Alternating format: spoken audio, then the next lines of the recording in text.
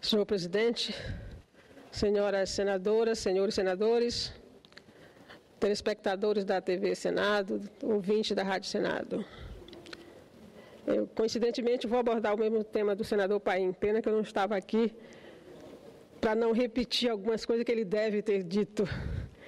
Mas a gente fala tanto em crise política, crise econômica, tem sido a tônica desta casa, mas tem uma crise da água que a gente precisa tratar sobre ela também com a mesma atenção. Então, no dia 22 de março, domingo passado, foi celebrado o Dia Internacional da Água. E essa data foi escolhida pelas Nações Unidas em 1993 para incentivar reflexões a respeito dos diversos temas relacionados a esse importante bem natural. Sabemos que 2/3 do planeta Terra é formado por esse líquido, mas apenas uma pequena quantidade do total da água do nosso planeta é própria para o consumo. Em 2010, a ONU aprovou a resolução que diz que a água potável e o saneamento básico constituem um direito humano essencial. A mesma ONU acaba de publicar o relatório relativo a 2014, conclamando uma mudança dramática no uso e gerenciamento e compartilhamento da água. Caso isso não ocorra, em 2030,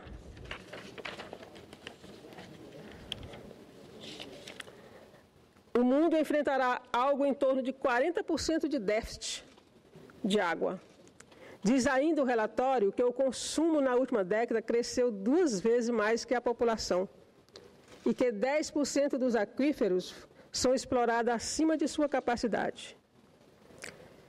Como sabemos, grande parte das fontes de água, que são os rios, lagos e represas, estão sendo contaminadas, poluídas e degradadas pela ação predatória das pessoas. Essa situação suscitou uma legítima preocupação dos dirigentes mundiais, pois atualmente já falta água para o consumo de grande parte da população. O objetivo principal desta data é criar um momento de reflexão, análise, conscientização e elaboração de medidas práticas para resolver o problema. Imbuída nesse mesmo sentimento, convido nossos pares e os cidadãos que acompanham esta sessão por meio do rádio, da televisão, da internet, a fazer essa reflexão comigo. Mais que fazer crítica, responsabilizar o governo, precisamos de uma mudança radical no nosso comportamento em relação ao uso da água. Um novo padrão cultural que só se firmará pela educação. Senhor presidente, senhoras e senhores senadores, parece clichê, mas não custa repetir, a água é fonte da vida. Não importa quem somos, o que fazemos, onde vivemos, nós dependemos dela para viver. No entanto, continuamos poluindo os rios e suas nascentes, esquecendo-nos de que a água é um recurso natural e que tem a ver com todos os aspectos da civilização humana, desde o desenvolvimento agrícola e industrial aos valores culturais e religiosos arraigados na nossa sociedade. E, sobretudo, esquecemos que é um bem finito, até sermos sacudidos pelas catástrofes, pela ameaça de racionamento. Crises como a que vive São Paulo são frutos da falta de planejamento, da não inclusão do abastecimento nos planos de governança e também dos erros na distribuição, vazamentos e deseducação em relação ao uso. Leonardo Boff nos alertou em artigo muito recente que nenhuma questão hoje é mais importante do que a da água. Dela depende a sobrevivência de toda a cadeia da vida e, consequentemente, nosso próprio futuro. Trago alguns números para ilustrar essa realidade. 70% do planeta é constituído de água, mas 97% dessa água estão nos mares e oceanos e são salgadas. Sobram 3% de água doce, o que seria mais que suficiente para matar a sede da humanidade, mas é um engano, pois a quase totalidade dessa água é subterrânea e está inacessível para a população, ou encontram-se nas calotas polares, geleiras e no cume das montanhas. Apenas 0,3% da água do planeta está nos rios e lagos.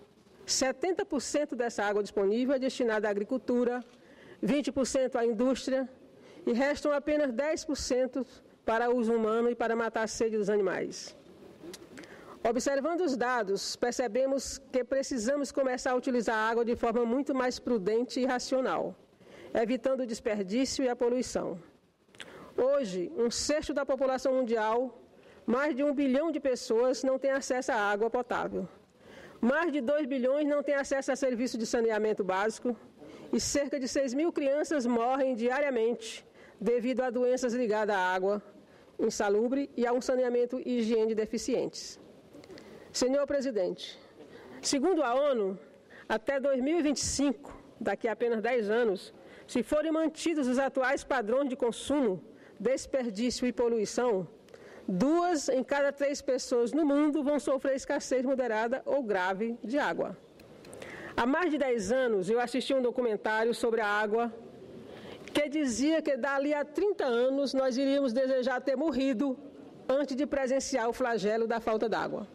Já se passaram 10, então daqui a 20 anos todos nós queremos estar vivos.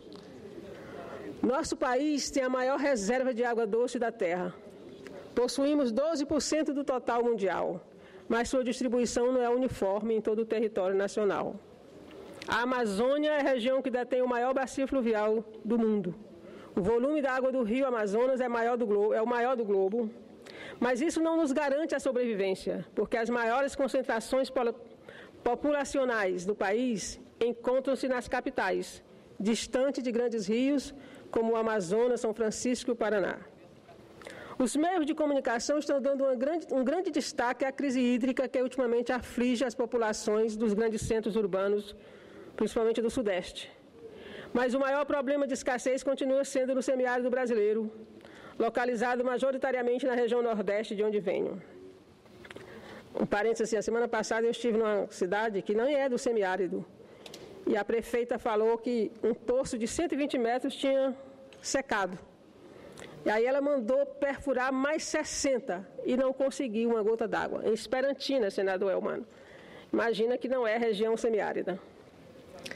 Em minha região, após séculos de sofrimento causado pela falta de acesso à água, descobrimos o óbvio, a falta d'água, que em parte é mesmo resultado do baixo índice pluviométrico e da elevada taxa de evaporação, sempre foi consequência, mais do que tudo, de uma política da água, através da qual uns poucos privilegiados detinham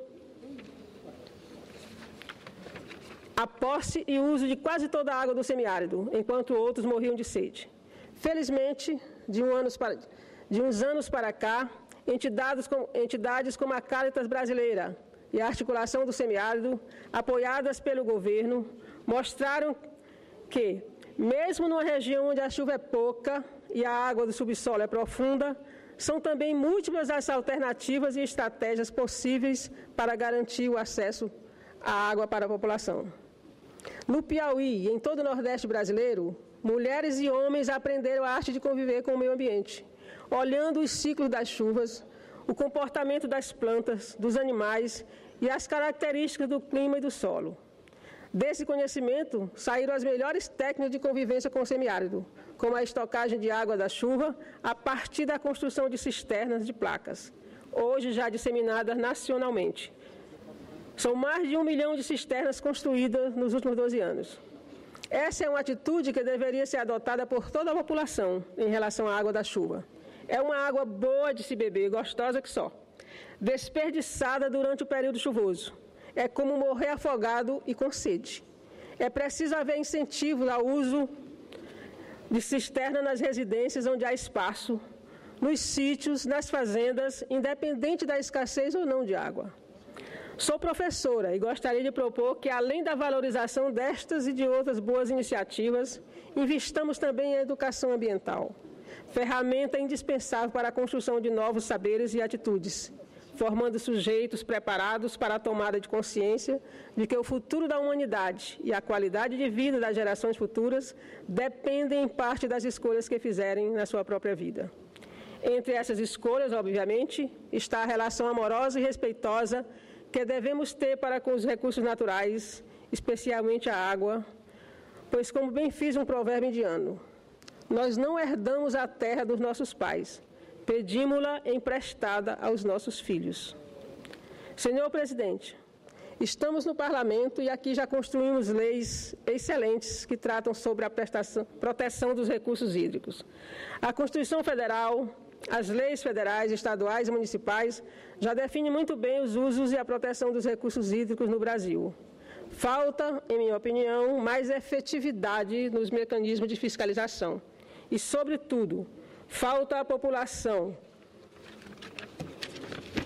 consciência da importância da água e da gravidade que o mau uso traz para a disponibilidade deste bem e, então, mobilizar-se em sua defesa.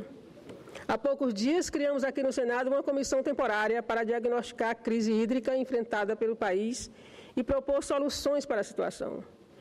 Foi uma decisão oportuna. Espero que a comissão consiga produzir um relatório com propostas que levem à mitigação dos problemas causados pelas mudanças climáticas, que coloque um ponto final ao desmatamento desenfreado, que denuncie também o desperdício da água perpetrado pela indústria e pelo agronegócio, e que sejam propostas que contribuam efetivamente para a solução dos problemas e para a promoção de políticas públicas necessárias à proteção de um bem que é de toda a sociedade. Concluo agradecendo a oportunidade de abordar este importante tema na tribuna e conclamo a todas as pessoas que nos acompanham para refletirmos sobre o significado da água em nossas vidas durante todos os dias do ano, tomando atitudes que colaborem para a preservação deste bem natural tão precioso. Combater o desperdício através de atitudes simples do cotidiano das pessoas. E Vossa Excelência falava da questão do banho, né? Interessante. Como fechar a torneira enquanto passa nos dentes, né? Faz a barba, né? Ou usar um regador para aguar o jardim em vez de usar mangueiras. Tipificar e fiscalizar crimes ambientais, para além do Código Florestal, é uma necessidade. A água é uma dádiva que está em nós e no universo para nos lembrar da sacralidade da vida. Precisamos lutar por ela e cuidar dela. Muito obrigada.